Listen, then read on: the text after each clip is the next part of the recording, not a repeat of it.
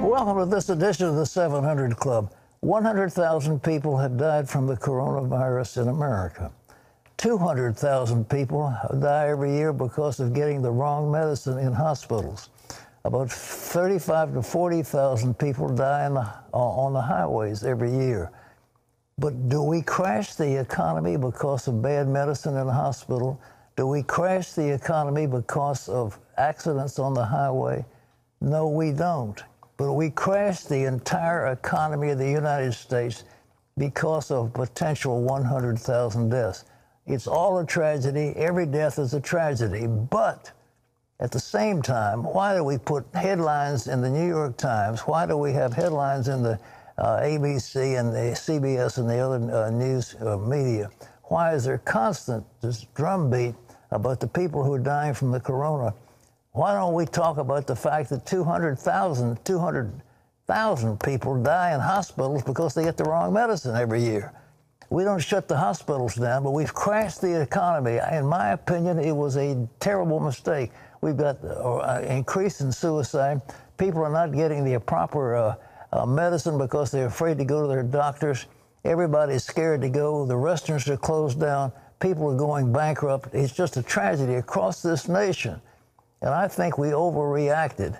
Of course, one death is a tragedy, but at the same time, we've got to recognize we have over 300 million people in America, and we don't destroy our economy just because of a few people.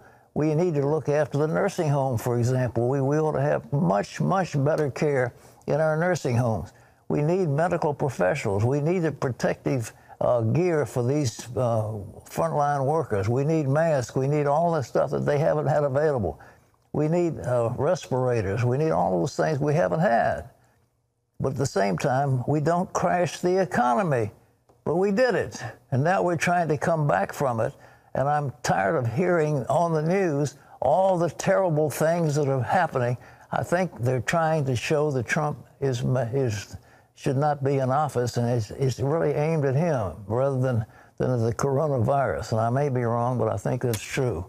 Well, let's turn now to Israel, where, again, there's something going on that I abhor. The idea that a party comes to power and it tries to put the predecessor in prison. It's a new first for Benjamin Netanyahu as he becomes Israel's first sitting prime minister on trial. He's now in the fight of his life, and he could drag on for years. Well, what's behind this legal assault?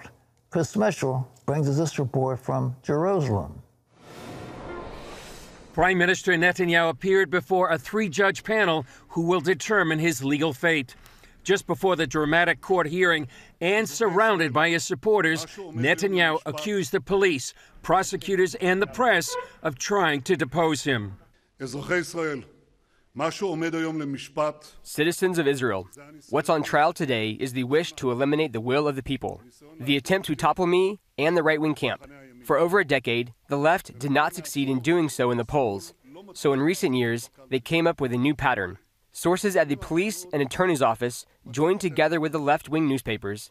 I call them the Just Not Bibi bunch in order to tailor baseless cases. He also said during a TV interview he will not accept a plea bargain and wants full transparency. The trial began here at Jerusalem's district court. While his legal fate rests here, his political future is being tried in the court of public opinion, where both detractors and supporters of Netanyahu came out into the streets. Hopefully, the court is going to make justice. What they will see is a proud people holding their heads high, standing tall, and saying, "You'll never walk alone, Netanyahu." In the Knesset, some say it's time to go. I truly believe the people of Israel will understand it's time to move forward. It's time to say to Netanyahu, thank you, but enough is enough. Former Prime Minister Ehud Olmert, who himself went to jail on corruption charges, says Netanyahu will go to jail for years. Netanyahu faces charges of fraud, breach of trust, and bribery over gifts received from friends and alleged deals with Israeli media for positive coverage. The trial came just hours after the new government held its first cabinet meeting. The next court date could be months away, and some legal analysts speculate the trials could take up to 3 years. Until then, Netanyahu will be able to serve in the government. Chris Mitchell, CBN News, Jerusalem District Court. It brings me such sadness. Again, the Bible says a house divided against itself can't stand. And Israel is one of the strongest countries in the Middle East, being torn apart now by this, what looks like specious charges against a great leader. But we've got the same thing here in America. This country is so torn apart.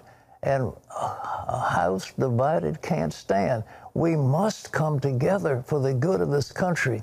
The Israelis must come together for the good of their economy. And they've got a government now with Netanyahu and Benny Gantz that will be successful. And this trial is ridiculous that they would continue to try to put prime ministers in jail. This isn't the way to run a democracy. Well, in other news, the economy of the United States is showing signs of a comeback as Americans venture out on Memorial Day weekend. John Jessup has more on that. Thanks, Pat. Optimism is growing on both the medical and economic fronts. As Dale Hurd reports, Americans who rushed back outside over the holiday weekend showed that they were more than ready for some good news. A U.S. biotech company has begun coronavirus vaccine trials in Australia with hopes of releasing a proven vaccine this year. And markets are reacting. What we're bringing to the table is a very strong immunogenic vaccine. It gives you functional responses. U.S. stock futures indicated big gains on Wall Street today on news of the vaccine and signs that global economies are coming back from the dead after the pandemic shutdown. Product shipments are growing again. Air travel and hotel bookings are up. Mortgage applications are rising. And more people are applying to open new businesses. Oil is also rebounding. After West Texas Intermediate plunged into negative territory for the first time on record, May is shaping up to be its best month ever, but still volatile. But the nation's food supply chain is still reeling from the effects of COVID-19. The CDC says nearly 5,000 meatpacking workers at 115 facilities in 19 states have been infected, forcing closures. The facility itself did not really have a proper method in place to really protect the frontline workers. And we started to see one plant after the other really got exposed. And with the supply chain disrupted, prices are rising. This month, fresh beef rose almost 12% and chicken was up 7.5%. But this past weekend, many Americans were determined to celebrate. Sick of quarantine and tempted by gorgeous weather in many parts of the country, crowds ignored social distancing and jammed parks and beaches for Memorial Day. Activities like this have health and state officials concerned about a resurgence, but most seem willing to take that chance. If you're worried about it, stay home. If you don't want to catch it, then stay home. President Trump and Vice President Pence visited Arlington National Cemetery to lay a wreath at the tomb of the unknown soldier. Joe Biden also made his first public appearance in 2 months at a Veterans Memorial in Delaware. And it was an extra special Memorial Day for this man. That's First Sergeant Max DeWeese waving the Marine flag. The 99-year-old veteran is not only part of the greatest generation of World War II heroes, he's now a COVID-19 survivor. I've gone through hell more than once. And this came almost as close. Dale Hurd, CBN News. Thank you, Dale. Well, residents of Bowie, Texas are cleaning up after a tornado ripped through the area. The twister, carrying 95-mile-an-hour winds, hit more than 200 buildings northwest of Fort Worth over the weekend, sending billboards, power lines, and even cars flying into the air. The tornado damaged homes, businesses, and a church building. No death or injuries, fortunately, were reported, though. Meanwhile, a tropical system is moving up the coast of Florida, forecast to bring heavy rain and thunderstorms over the eastern half of the state today, and leaving up to 6 inches of water and possible flash flooding. Well, President Trump is threatening to pull the Republican National Convention out of North Carolina. That is if Democratic Governor Roy Cooper can immediately guarantee full attendance inside the Spectrum Center, Charlotte's main sports arena. The president tweeted his demand Monday. The convention is expected to bring tens of thousands of visitors to the city in late August. Right now, North Carolina's entertainment centers do remain closed as, Pat, the state enters phase 2 of reopening, and North Carolina is also experiencing its highest spike in cases since the pandemic started. Well, it's so much planning involved in a convention. I mean, they have to do so much work, and it costs so much money. And North Carolina is a key battleground state. And, of course, the president wanted to go there, and the RNC, it'll be almost impossible to move. They could move to venues in Florida, but North Carolina would do well to open that place up to guarantee the president that they can go and enjoy the facility of that center in Charlotte, because it would be a feather in the cap of North Carolina, and it would be a very nice economic boost for the state, and it would be good for the Republicans. So it's good for everybody. Well, John has the next story that we have. You'll find it very interesting, our next guest. Well, Pat, it was one of the most stunning political upsets in American history. And ever since November 2016, people have been asking, how did Donald Trump pull it off? The big question now is, can he do it again in 2020? David Brody has more. As it became clear that Trump had won an overwhelming majority of the evangelical and Catholic vote in 2016, the question became, why did they vote for him? That's because prevailing wisdom had been that Trump's divorces, affairs, and scandals would sink his chances of winning over socially conservative Christians. One strategist who was not at all surprised by Trump's victory is Ralph Reed, founder and chairman of the Faith and Freedom Coalition. Reed says he knows why American Christians took a chance on Donald Trump in 2016 and why they continue to support him today. Well, Ralph Reed is the founder of the Faith and Freedom Coalition. He's author of a book called For God and Country. Ralph, tell the folks at Reagan, this is one magnificent cover. I don't know who did the cover of your book, but it's beautiful. Congratulations. Thank you, Pat.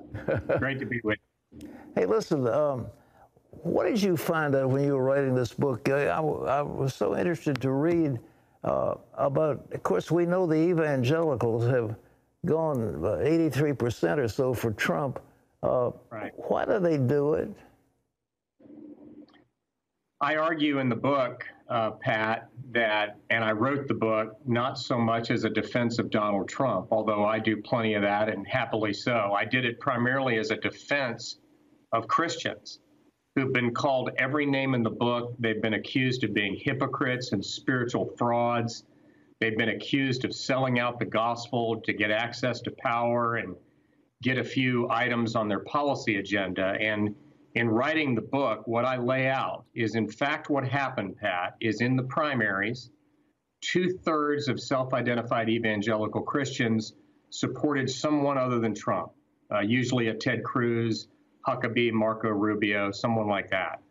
But once they faced a binary choice between Donald Trump, who pledged to be pro-life, pro-religious freedom, appoint originalists and conservatives to the courts, and was pro-Israel, and pledged to either renegotiate or withdraw from the Iran nuclear deal, which he called one of the worst diplomatic debacles in U.S. history. And Hillary Clinton was on the other side of all those issues. And I point out, Pat, and you know this very well, that on top of all that, there was a vacancy on the Supreme Court on Election Day that either Trump was going to fill or Hillary was going to fill. And in For God and Country, I point out, and I didn't know this, by the way, I have a doctorate in history, but I didn't study this. The last time the American people went to the polls and voted for a president, and on that day there was a vacancy on the court that would decide the ideological balance of the court, was 1860 on the threshold of the Civil War. So in a sense, facing that choice, believing in the sanctity of life with the Supreme Court determining that issue, they did the right thing, not just politically, but morally, to advance these moral goods and to make sure the court moved in a pro-life direction. It looks like a lot of these guys run for office, and then having gotten in, they just forget about their promises. Trump has delivered, hasn't he? You know, Pat, I have a 30-page appendix in the book that details all the accomplishments and achievements of President Trump in just the first 3 years of his administration. And the best way to sum it up is promises made, promises kept.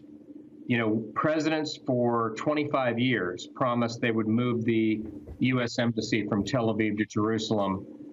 That is not only a promise that was made, it's federal law. It's a law passed by Congress in 1995. Every other president waived it.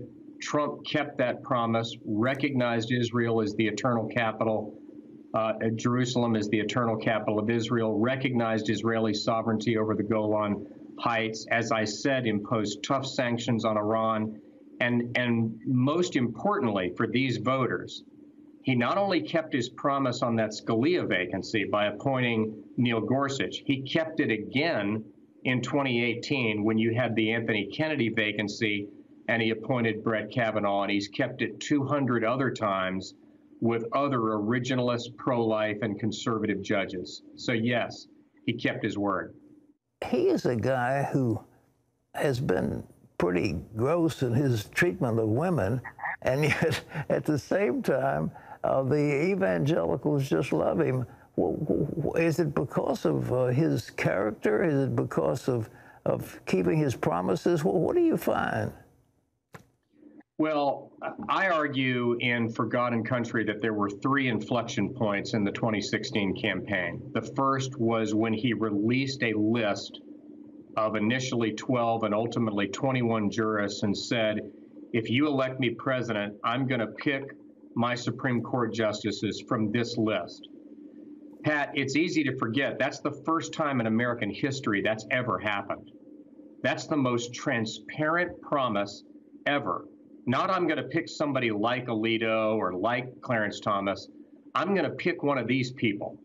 Second was when he selected Mike Pence, which was a window into his ambitious and audacious conservative governing aspirations.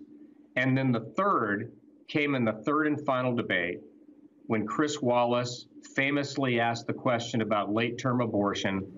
Hillary gave the usual Planned Parenthood talking points. And Donald Trump said in words that I believe won him the election. She just said she's in favor of ripping the baby from its mother's womb moments before it's born. Maybe she's okay with that. I am not okay with that.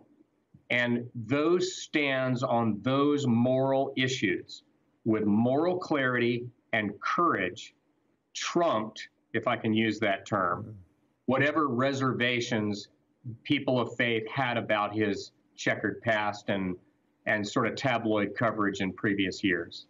You know, Ralph, I was watching that debate, as I'm sure you were.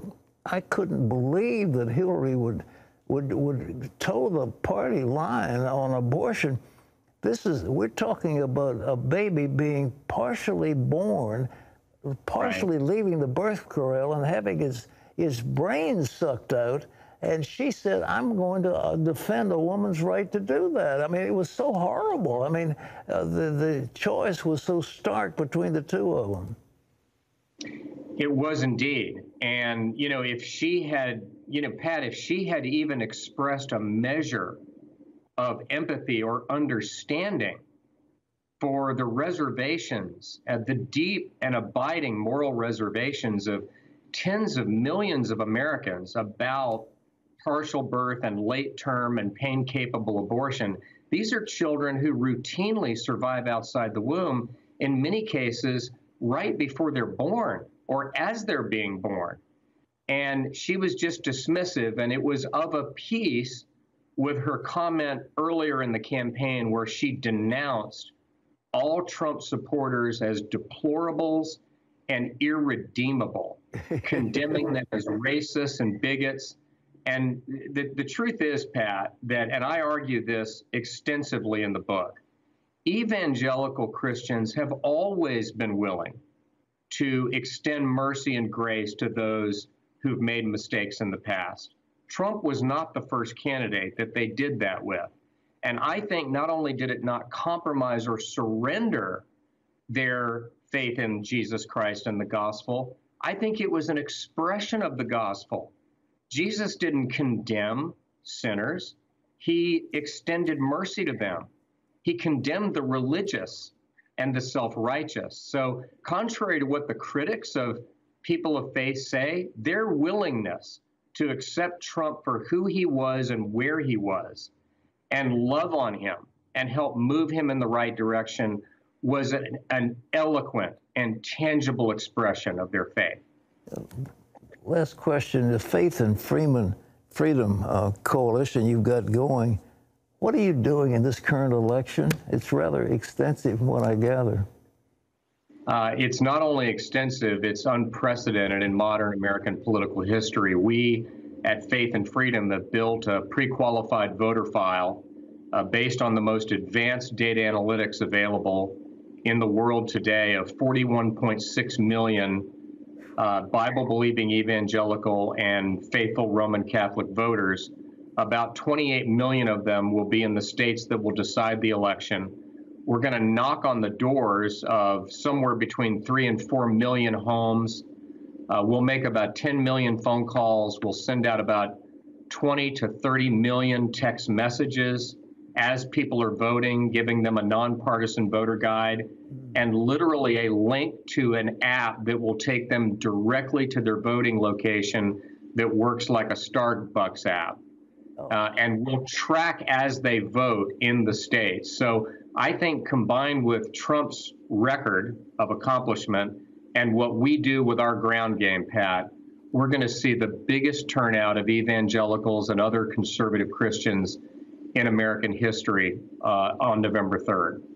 You're doing that under the radar. That's the thing of it. The so-called mainstream media won't pick up on that. But you're mobilizing an army that it's never in history anything of this magnitude. Is that right? It is right, and it's metal on the target. You know, we don't really waste a lot of our money on 30-second television ads or even radio ads. I question, Pat, whether or not, you know, in a state like Florida, between the two campaigns, they're going to spend $100 million on television. At a certain point, voters tune it out. But if somebody shows up at your door and hands you a piece of literature and urges you to vote, if somebody is in your Sunday school passing out our literature and they're a friend or a family member, somebody that you have a connection with, that person-to-person human connection, for all our advances in technology and the rise of the internet, elections are still won and lost face-to-face, person-to-person, door-to-door. Does Trump know you're doing this? I think he's aware of it because of published accounts, and certainly he's a friend of mine, as I know he is yours. But I generally don't share with him or the campaign all the details of what we're doing because we're an independent organization. We're doing it, just to be clear, not just to benefit some specific candidate. That's not really our objective. Mm-hmm. Our objective is to do something that I think is more important biblically and historically. I believe God calls his people to be effective and muscular citizens, because if they do so, they will carry the gospel to the very courts of Caesar in biblical times and all the way to the White House in our times. Pretty eloquent, brother. Hey, this is a terrific book, For God and Country. Now, where can you get the book? The book is everywhere where books are sold. They can go to Amazon, they can go to any bookstore, or they can go to Faith and Freedom Coalition's website, ffcoalition.com, and they can get a copy there. And we're praying and believing God that it will equip believers as we head into this election season. Ralph, congratulations, my friend. You're doing a marvelous job, and the nation owes you a debt of gratitude. Thank you. Pat, thank you very much, and right back at you, and even more so for all you've done for our country and for the kingdom of God. Thank you, my brother. God bless you. Amazing mobilization. You didn't hear it any place except here. Wonderful, wonderful to know all of that's happening. Oh, it's amazing. Under the radar. It's extraordinary. This book, For God and Country, as I say, is one of the prettiest. It's Regnery publishes this. It's a gorgeous cover, and you can get it wherever A lot of the bookstores have been closed, but they'll be opening up very shortly. And so this book's available, Ralph Reed, For God and Country, Faith and Freedom Coalition. He was our first director of the Christian Coalition, and we worked together. And lots of history there. I'd like to think I gave the boy his start. Okay, what's next?